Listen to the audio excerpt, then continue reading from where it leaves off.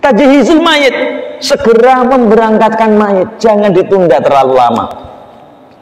Yang sering kadang-kadang Pak, yang menunda itu justru anaknya. Termasuk anak yang berbakti, Bapak Ibu ngapunten, Rasulullah itu kelahiran Mekah. Rasulullah hidup lama di Mekah, tapi meninggal di Madinah, dimakamkan di Madinah. Sebagai bentuk contoh bahwa dimanapun kita berada, Allah bisa mempertemukan antara anak dengan ayahnya ketika mereka sama-sama soleh. Kita mungkin bisa dimakamkan di Kalimantan, keluarga kita Jawa, Allah mampu untuk menyatukan kita di bumi yang berbeda.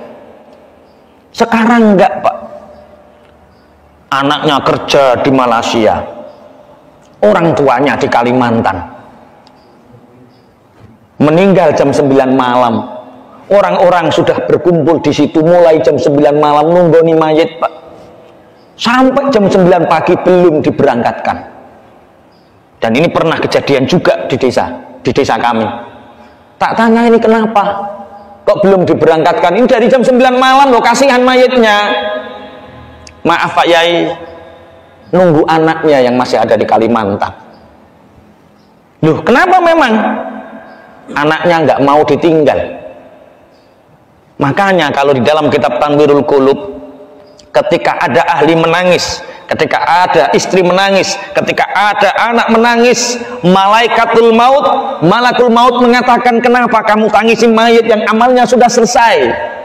Mestinya kamu menangisi dirimu sendiri yang penuh dengan kelupaan, tangisi amalmu sendiri, maksiatmu sendiri. Kenapa kamu menangisi mayit yang mayit itu amalnya sudah selesai?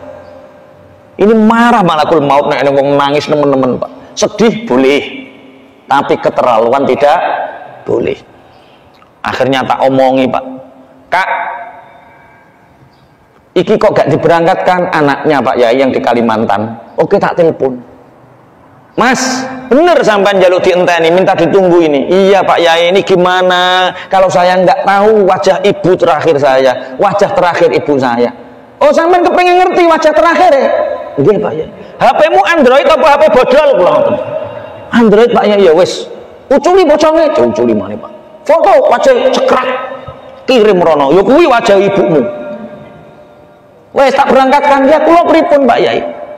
Kemarin sudah dikasih kabar nak, ibu waktu pilek nak, pulang. Tambah kirim duit, gowo ning rumah sakit wae. Ibu dibawa ke rumah sakit nak, ibu demamnya makin tinggi, pulang. Bu, pekerjaan masih numpuk. Buareng saiki wis meninggal, ngerepoti wong, ngerepoti mayit. Winginane wayah dikabari kowe mek opo? Kemarin sudah dikasih kabar, pulang. Mek opo? Wayah urip ngerepoti wong tuwa, wayah wong tuwa mati jek repoti maneh. Kak, termasuk ukukul waliden, anak yang berani kepada orang tuanya, yaitu ketika anak menunda-nunda apa yang lebih baik untuk orang tuanya. Kalau Anda ingin birrul waliden, matur sama Mbah Mudin. Mbah Mudin ini kalau di sini namanya apa ya? Yang ngurusi mayit itu loh, namanya apa? Petugas kematian. Tapi mah kelar kematian loh Pak kok. Mosok kematian ono makelare.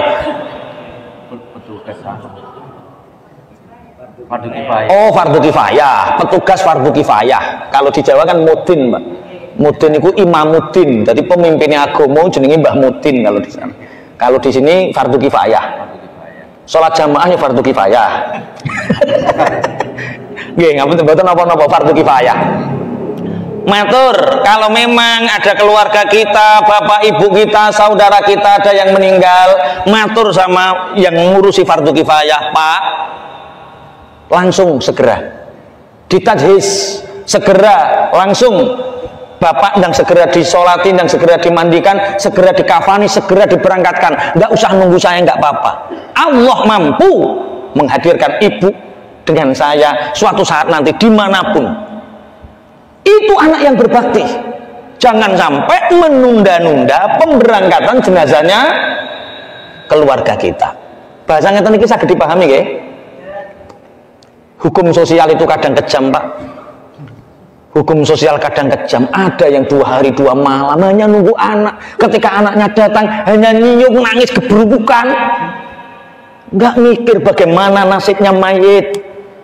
Nggak mikir bagaimana yang dialami mayit. Makanya sekali-kali kita bisa ngaji kitab Tanwirul Qulub itu dibedah, Pak.